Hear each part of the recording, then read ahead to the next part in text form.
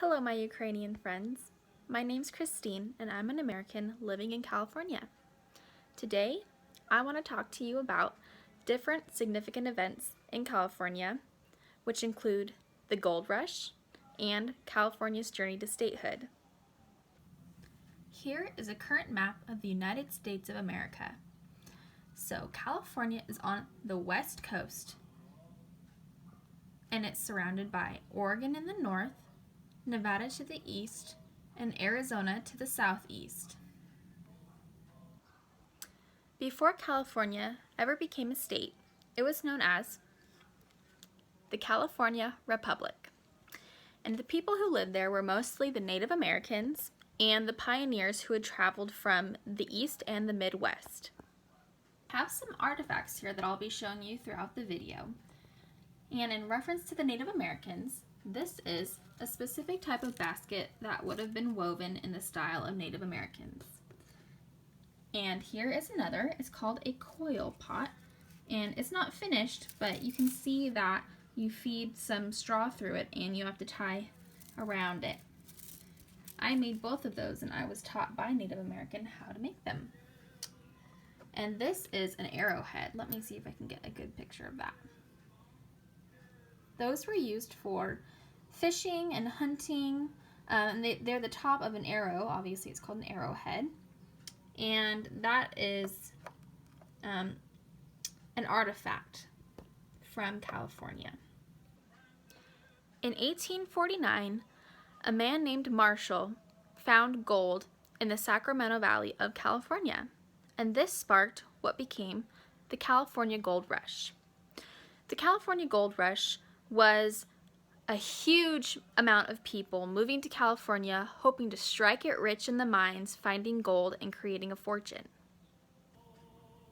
Now this is the coveted gold that was found in the mines. You can see that it's flaky, and it's actually very brittle. It's very thin, and you would know that it was gold if when you chewed on it, it would break. However, there was another mineral that existed that looked very similar to gold, pyrite. And the reason you would have to bite into the gold and the pyrite to know which one was different was because if you bit into pyrite, it doesn't break. You would actually, some people broke their teeth trying to bite into pyrite, seeing if it was actually gold. I have some more artifacts to show you about what else people would find when they were searching for gold. Silver was another type of mineral that they would find. It was also coveted. It wasn't worth as much as gold, so it wasn't called the California Silver Rush at the time because gold is more valuable than silver. They'd also find geodes of amethyst. This is purple amethyst. It's a medium sized. Here's a larger geode. Look at that, the size of my hand on that. That's also purple amethyst. And here's a smaller one that has some very brilliant purple colors. Another type of rock that they would find is quartz. This is rose quartz. And it creates nice little pockets in that, and this is what the back of it looks like. It looks like it's just a normal rock, but on the inside, it's just beautiful. Here is another type of quartz, and this shiny stuff is actually pyrite, the same thing as that. And then this is also quartz, but it's smoothed out, and then this is a type of opal. While amethyst and quartz were not worth as much as gold and silver, they still could be turned from this into jewelry. California was also full of wealth of the natural kind aside from minerals. This is a sand dollar, which you would find in the ocean. It's petrified though, which is why it has a dark color. Another more natural looking thing would be this petrified redwood, which came out of the redwood forest in Northern California. It takes on more of a rock look rather than a wood look because of how old it is and the aging process that it went through. I believe what causes petrification is a high amount of carbon within a fossil. So the California Gold Rush brought in approximately 300,000 people between 1849 and 1855. Unfortunately, this influx of people also led to the declining of Native Americans in the land because of the diseases that people brought with them and the fact that they forced them off their land. Because the value of how much gold that was put into the American economy, California decided to apply for statehood, and they achieved that in 1850. This now meant that they were a part of the United States of America in government and in society. Every state in America has very specific items that are ascribed to it as state items. These include flowers, animals, minerals, and birds, fish, a lot of things that are just for that state specifically that represent that state.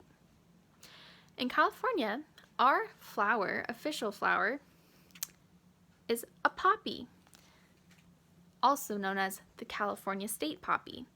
It's known by its bright orange color and its beautiful little bell shape.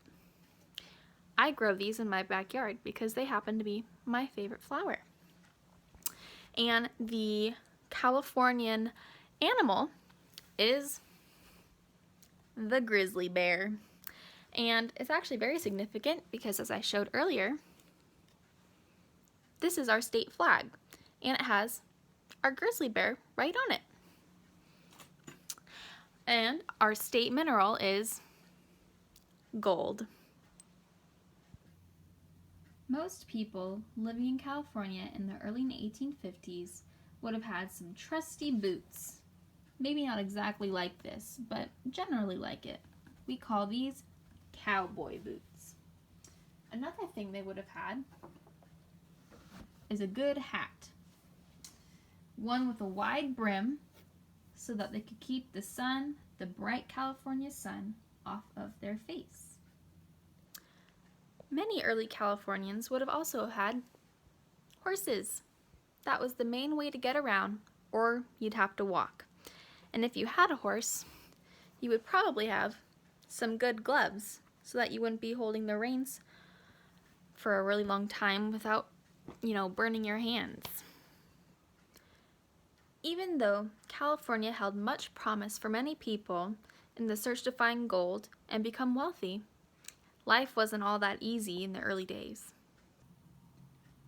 Many of the people who moved to California during the gold rush were young men who often had failed wherever they had grown up. On the East Coast or in the Midwest, if life was too difficult and they couldn't find a job, they moved to California as a last resort. Greed and lawlessness soon became defining characteristics of the early West in the gold rush, because people were so greedy to get after that gold they would do anything, including kill people, to get to it. And there wasn't really a police because California had just become a state and the government was still being built. So there were a lot of sheriffs, and we'd call them gunslingers, and there were a lot of robbers, and a lot of what came out of this time period is what inspired many of Western movies.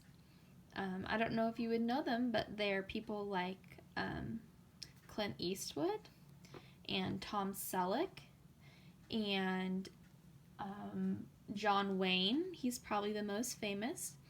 And they could very often be characterized by a large fight between good and evil and fighting the greed of the people who sought gold above everything else. But, like many things, the gold rush had come to an end. Many of the sources were depleted, as in they had mined too much of the gold or coal or silver or whatever they were mining after, and there was no way to sustain life where all these towns had been built, So people just left. They left their buildings, they left all of their machines and tools behind, anything they couldn't carry with them, and they went to go find a place where they could make a living. Many of these towns that were the gold rush towns still exist today. This is Calico Ghost Town, and it was a gold and coal mine town. And all of the original buildings pretty much are still standing today, and it's become a place where people can go visit and relive a bit of history and see how people lived in those days. Even though the gold rush has ended for quite a long time now, and people don't live in those towns anymore, the spirit of the West is still very much alive, and you can hear it in the country music of our nation. You can hear it in the drawls and the terms that people use, and you can see it in clothing like this. You can see it. I wear my cowboy boots as often as I can because I love my cowboy boots. You can see it in the movies that are always being produced, the Western movies that celebrate the Western spirit. And you can visit the ghost towns, which is actually a hobby of mine. I love to go see those. So that is a little overview of the California Gold Rush and how California became a state. And I really hope you enjoy learning as much as I enjoy talking about it.